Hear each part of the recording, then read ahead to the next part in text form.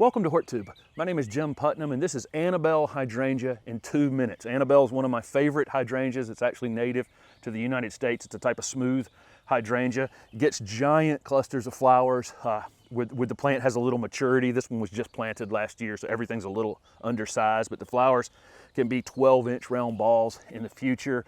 These are hardy in zone 3 to 9, so most of you watching this can grow this plant. It's unique in hydrangeas in that it blooms on new wood. So no matter how badly it gets damaged or if it's missed pruned in the winter or whatever, it still flowers the next year. In zone 3, 4, and 5, it can frequently just be killed to the ground as a herbaceous perennial in the wintertime and then just comes right back and can reach 4, 5, 6 feet in a single season and flower with, like I say, very large clusters of flowers. In the south, the wood is very rarely killed to the ground, and we need to do some pruning on them in the late winter. Usually I'll go in and take out about 1/3 of the oldest wood. That's selective pruning. It actually can be just cut down to 6 or 12 inches, and it'll still come right back up and bloom.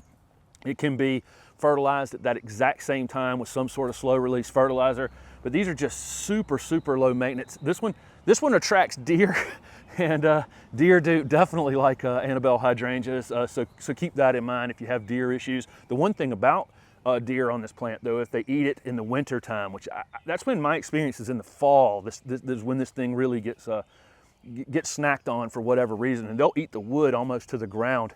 It actually doesn't end up having an impact on this plant the following spring as long as they don't get it during the following spring. It'll just come right back up and flower. Sun or shade on this plant is going to be tricky. Up in zone 3, 4, or 5, you can put it in a lot of sun. Definitely zone 6, 7, 8, 9. The further south you go, the more shade it needs. I've got mine where it's getting a lot of morning sun, and then it's in the shade in the afternoon. So thank you very much for watching this 2-minute version of this variety. I frequently have a longer version of these videos on my channel that may show me planting them and maybe some additional information that I didn't share in this shortened version. I also have playlists on this channel for very specific needs. If you're looking for screening plants or foundation plants or shade plants, or you're in like zone 6 or 7, I have playlists that include all the plants that will grow in your area. So look for those playlists on my channel. Thanks for watching.